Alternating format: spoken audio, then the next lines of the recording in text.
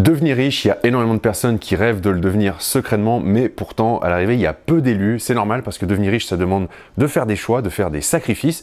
Donc, dans cette vidéo, je vous propose de voir ensemble 5 sacrifices que vous allez devoir faire si vous aussi, vous voulez devenir riche.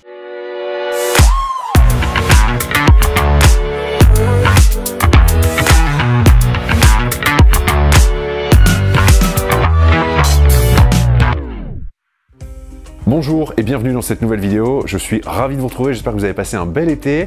Je m'appelle Julien Leboda, je suis investisseur depuis 2012 et sur cette chaîne, je vous aide à créer votre liberté avec l'investissement immobilier. Alors dans la vidéo d'aujourd'hui, je vous le disais en introduction, on va voir ensemble 5 sacrifices à faire pour devenir riche, pour investir, pour développer son patrimoine, développer ses finances personnelles. Alors dans la réalité, il y a énormément de personnes qui ont secrètement envie d'être riches, mais le fait est que dans les faits, ce qui se passe, c'est qu'il y a peu de personnes qui finalement le font parce que devenir riche, ça se fait pas du jour au lendemain. C'est d'ailleurs pour cette raison que beaucoup de personnes s'imaginent que les riches le sont devenus soit par chance en gagnant l'auto, soit parce que ce sont des sportifs ou des célébrités qui ont un talent particulier, ou alors que les personnes riches le sont devenues de façon malhonnête. Bien sûr, des personnes comme ça qui existent, mais la plupart des personnes qui deviennent riches, elles le deviennent par elles-mêmes, elles le deviennent à force de travail, de discipline et de sacrifice. Donc dans cette vidéo, je vous propose qu'on voit ensemble 5 sacrifices que vous allez devoir faire pour investir, développer un patrimoine, devenir riche. Je les ai faits, toutes les personnes que je connais et qui ont suivi un parcours similaire les ont fait aussi, ces sacrifices. Et vous allez voir que le dernier, il est particulièrement coriace et c'est le plus difficile à mon sens. Le premier sacrifice que vous allez devoir faire, c'est de changer vos habitudes parce que forcément, la plupart des gens ont des habitudes de monsieur et madame tout le monde, je ne suis pas là pour juger ou critiquer, mais le fait est que souvent on fait métro, boulot, dodo, donc on part bosser, quand on rentre on est fatigué, on veut se détendre devant la télévision, on a à peine le temps de faire les tâches du quotidien et donc comment est-ce qu'on pourrait trouver le temps et de l'énergie pour monter un projet parallèle, que ce soit un projet d'investissement immobilier ou un projet de création d'entreprise par exemple. Pourtant, il va falloir changer ses habitudes, c'est-à-dire que il va falloir par exemple couper la télévision et passer plus de temps à vous former, passer plus de temps à lire. Si vous voulez investir dans l'immobilier, on va parler d'un projet IMO, ça veut dire qu'il va peut-être falloir dormir moins longtemps, vous levez plus tôt le matin ou veiller plus tard le soir pour premièrement vous former. Ensuite, ça va être rechercher une ville rentable, rechercher un bien rentable, mettre des alertes, passer des coups de fil aux agents immobiliers, organiser des visites. Il va peut-être falloir sacrifier une partie de votre temps libre, c'est même sûr, sacrifier des samedis à aller faire des visites de biens immobiliers plutôt que de rester au lit ou d'aller faire du shopping ou de passer un peu de temps à vous balader. C'est pas forcément toujours évident, je le conçois, mais dites-vous bien que c'est un sacrifice temporaire, un passage obligé, un passage qui va, ça va durer quelques mois. Et une fois que votre projet d'investissement immobilier, il est sur pied et qu'il tourne, vous pourrez profiter à ce moment-là. Mais voilà, il faut garder en tête que ces sacrifices, il va falloir le faire à un moment donné. Deuxième sacrifice que vous allez devoir faire, c'est de changer vos fréquentations. Alors là, je sais que je vais me prendre une pluie de commentaires négatifs, mais en fait, vous allez voir que ça va se faire de façon plutôt naturelle. Alors pourquoi est-ce que je vous dis ça?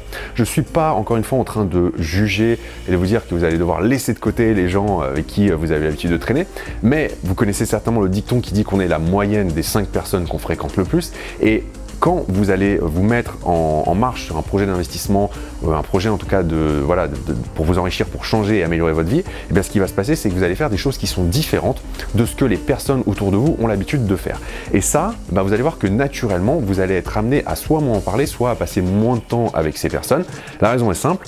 C'est que si vous ne fréquentez que des personnes qui se contentent du métro, boulot, dodo et qui ne comprennent pas le principe de sortir moins, de sacrifier une partie de vos week-ends et d'aller faire des visites et de vous embêter, c'est ce qu'ils vont vous dire, tu t'embêtes, pourquoi tu t'embêtes à investir dans l'immobilier, à quoi ça sert, à faire tout ça, si ces personnes ne comprennent pas, ça va être très dur pour vous de rester motivé et d'aller au bout de votre projet. Il y a même de fortes chances pour que ces personnes, elles vous cassent dans votre élan, parce qu'il y a des personnes qui s'en foutent complètement et qui vont dire elles vont pas comprendre, mais c'est pas très grave. Mais il y a aussi des personnes qui vont essayer de vous freiner parce qu'il y a juste des personnes qui vont pas avoir envie que vous preniez votre vie en main, que vous montiez des projets, simplement parce que ça va leur rappeler le fait qu'elles-mêmes ne font rien. Voilà, bon, ça c'est la petite parenthèse. Au contraire, il va peut-être falloir vous entourer de personnes qui font ou qui ont fait la même chose que vous. Je vous laisse imaginer, c'est pas très dur à imaginer, la différence entre fréquenter 5 personnes qui sont au boulot du lundi au vendredi, qui le week-end font la fête, dorment jusqu'à pas d'heure, versus 5 personnes qui développent des revenus alternatifs, qui investissent en permanence, qui achètent des actifs, qui ont des sources de revenus, qui peuvent être libres de faire ce qu'elles veulent de leur temps. Le résultat et la motivation sont totalement différents. Donc ça, c'est vraiment le deuxième sacrifice. Il y a de fortes chances pour que vous ayez à changer une partie en tout cas de vos fréquentations. Troisième sacrifice, celui-là il fait jamais plaisir, vous allez devoir apprendre à dépenser moins. Alors si vous êtes déjà quelqu'un de frugal, pas de souci, continuez comme ça, c'est très bien. Par contre, si vous êtes quelqu'un comme la majorité des gens, comme 97% des personnes, une personne qui a l'habitude de dépenser tout ce qu'elle gagne, ou pire, plus que ce qu'elle gagne, eh bien il va falloir changer vos habitudes tout de suite. Parce que pour devenir riche, l'important pour devenir riche, c'est pas combien vous gagnez, c'est combien vous réussissez à garder. Si vous gagnez 10 000 € par mois mais que vous dépensez l'intégralité de vos gains, vous ne serez pas plus riche le mois d'après. Ça, c'est juste avoir un niveau de vie élevé, mais c'est pas s'enrichir. Par contre, si vous gagnez 2 000 € mais que vous en dépensez 1 500, eh bien vous vous enrichissez de 500 € tous les mois, c'est aussi simple que ça. Et dans un schéma d'enrichissement, le fait de dépenser moins que ce que vous gagnez va vous permettre de dégager de l'épargne, et cette épargne, eh bien, elle va servir de carburant pour aller lever des fonds pour monter un projet d'investissement immobilier. Une fois que vous aurez réussi à épargner l'équivalent de 10% d'un projet IMO, vous pourrez aller voir la banque et vous pourrez même mettre de l'apport si elle vous le demande, puisque vous aurez les fonds. Donc ça, c'est aussi une habitude qu'il va falloir prendre.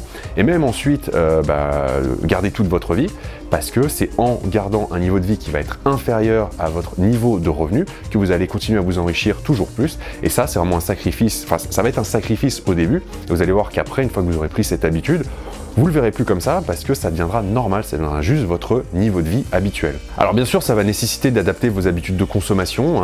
C'est sûr que psychologiquement, quand on a l'habitude de dépenser tout ce qu'on gagne et d'avoir un niveau de vie plutôt élevé, eh bien revoir ses prétentions à la baisse, c'est pas facile, surtout dans la société d'hyperconsommation dans laquelle on vit, dans laquelle on nous rabâche à longueur de journée que on mérite bien ça, il faut se faire plaisir, que quand on gagne de l'argent, c'est pour avoir une meilleure voiture, une meilleure maison, un meilleur appartement, etc., etc. Bon, ça c'est ce qu'on nous vend, mais libre à vous de penser différemment. Et voilà, si vous voulez aller voir, je vous mets le lien sur une vidéo que j'avais faite il y a quelques années maintenant, dans laquelle je vous raconte comment il y a 5 ans maintenant, j'ai vendu une moto que j'adorais pourtant, mais qui était un putain de passif, on va le dire clairement, simplement parce que cette moto m'a permis, le prix de vente m'a permis de mettre de l'apport pour un appartement, et cet appartement que j'ai revendu l'année dernière, eh bien il m'a dégagé 45 000 € de plus-value en seulement 4 ans. Donc vous voyez, ça valait vraiment le coup. Pourtant, est-ce que ça a été facile de faire ce choix de vendre ce passif? Non. Mais est-ce que c'était une bonne chose? Oui.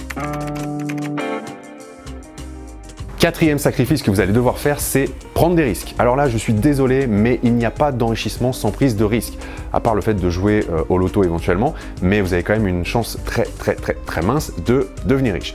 Par contre, quel que soit le pilier d'enrichissement que vous allez choisir, que ce soit l'investissement immobilier, que ce soit la bourse, que ce soit la création d'entreprise, il y a toujours une part de risque. Et c'est précisément la raison pour laquelle il y a aussi peu de personnes qui le font, parce que il y a plein de gens qui ne supportent pas l'idée de prendre le moindre risque. Le secret, c'est de prendre un risque qui est mesuré, c'est-à-dire que vous n'allez pas non plus faire n'importe quoi. C'est pour ça que c'est important de se former avant de se lancer. Mais vous allez devoir à un moment donné prendre des risques. Il n'y a personne qui va vous signer un papier et qui va vous garantir à 100% que le bien immobilier que vous allez acheter, eh bien, il va être super rentable, que vous allez rencontrer aucun pépin, que les travaux vont se passer nickel, que vous n'aurez jamais d'impayé, etc. Ça n'existe pas. Donc c'est à vous de vous rentrer ça dans le crâne et à un moment donné de vous dire ok, on y va quoi, et il faut se lancer. Et le premier est toujours le plus dur parce que c'est quelque chose que vous n'avez jamais fait, donc on n'a pas l'habitude, mais à un moment donné il faut oser. C'est un peu comme la première fois que on invite quelqu'un à sortir avec soi quand on est ado, on a peur et tout, et puis bon à un moment donné on se lance, et puis la fois d'après c'est toujours plus facile, etc., etc. Voilà, c'est exactement la même chose, il va falloir accepter à un moment donné de prendre des risques, c'est un passage obligé. Et enfin, le cinquième et dernier sacrifice, je vous les avais dit en introduction que celui-là est particulièrement coriace, eh bien vous allez devoir apprendre à vous moquer du regard des autres. Et ça, c'est vraiment un point, mais vous n'imaginez même pas à quel point il est important et à quel point il est difficile en même temps. Parce que c'est bien beau de le dire, là vous avez regardé la vidéo, je suis en train de vous dire de vous moquer du regard des autres, ok, vous allez me dire t'es gentil Julien, mais dans les faits, se moquer du regard des autres, c'est très difficile et c'est vraiment une habitude à travailler et à prendre sur du long terme. Parce que au début, quand vous allez commencer à parler de votre projet d'investissement immobilier, de votre projet de liberté financière, les gens ils vont vous regarder avec des gros yeux et ils vont vous prendre pour un fou. Ils vont dire mais t'es un rêveur ou t'es une rêveuse, c'est pas possible, ça marchera jamais, etc., etc. puis vous allez continuer, vous allez vous lancer, vous allez faire votre projet et miracle, ça fonctionne. Et là, les gens, au bout d'un moment, vont dire ouais, mais en fait, tu as eu de la chance, voilà, ça marchera jamais pour moi, tu as vraiment eu un coup de bol, puis vous allez refaire l'opération une deuxième fois, puis une troisième, puis une quatrième, et là, les gens, ça va changer. Ils vont vous dire ouais, mais c'est pas moral, t'as vu, ah ouais, tu gagnes de l'argent sans rien faire, etc., etc. Bon, voilà, on va passer par tous les clichés, hein, mais ça, vous ne pourrez pas y échapper. Et vous allez devoir apprendre à vous moquer du regard des autres. Parce qu'à un moment donné, ça va être de la « oh là là, il prend des risques, pourquoi ?» Et puis ça va se transformer en « oh là là, un peu d'envie, etc. » et bientôt de la jalousie. Donc c'est hyper compliqué. Et d'ailleurs, c'est quelque chose que vous vivrez aussi si vous allez voir en changeant de fréquentation, en baissant votre niveau de vie, en arrêtant, si c'est votre cas aujourd'hui, d'acheter des choses, de consommer pour du paraître. Les gens ne vont pas comprendre. Ils vont dire « ah ouais, t'as vu, il roule dans telle voiture » ou « ah, il sort plus » ou il s'achète plus autant de fringues qu'avant, enfin peu importe, ça dépend dans quoi vous mettez votre argent aujourd'hui, mais c'est normal, parce que c'est contraire à ce que font la plupart des gens, et donc il va falloir apprendre à vous en moquer. Et si je peux vous donner un conseil qui vous aidera grandement à vous en moquer, c'est ayez en ligne de mire l'objectif, et je vous assure que le jour où vous pourrez dire aux gens, alors, étape numéro 1, moi j'ai 300 € de cash flow qui tombent tous les mois sans rien faire, ça veut dire que sans avoir à travailler plus, j'ai une augmentation de 300 € par mois. Déjà c'est une première étape. Et le jour où vous dites tiens j'ai 3, 4, 5 immeubles, j'ai 2000, 3000, 4000, 5000 € de cash flow qui tombe sans rien faire, je peux arrêter de travailler, etc. Eh ben c'est vous qui allez sourire ce jour-là. Et je pense que les gens qui auront critiqué et qui continueront à dépenser leur argent dans des choses très très chères, eh bien vous envieront secrètement. Et je peux vous le garantir, toutes les personnes sans exception que j'ai accompagnées, c'est exactement ce qui s'est passé. Donc voilà, ça c'était le 5e et dernier sacrifice. Apprenez dès maintenant à vous moquer du regard des autres. Ça vous servira tout au long de votre vie. Voilà ce que je voulais partager avec vous dans cette nouvelle vidéo. J'espère que ça vous a plu. Ce qui m'intéresse, c'est que vous me disiez dans les commentaires si vous êtes d'accord avec moi ou si vous voyez d'autres sacrifices que vous avez eu à faire sur un chemin d'investisseur et de liberté financière. Ça m'intéresse vraiment de savoir un petit peu ce que vous en pensez. Et si vous voulez aller plus loin, développer votre état d'esprit et commencer à vous former sur l'investissement immobilier, eh bien je vous offre mon livre Comment vivre de vos loyers sans multiplier les achats immobiliers. Je vous mets le lien dans la description qui se trouve sous cette vidéo. Je vous mets aussi le petit i à l'écran et vous aurez juste à cliquer dessus pour me dire où est-ce que je dois vous l'envoyer. Merci à vous d'avoir regardé cette vidéo et je vous dis à très vite pour une prochaine. Ciao!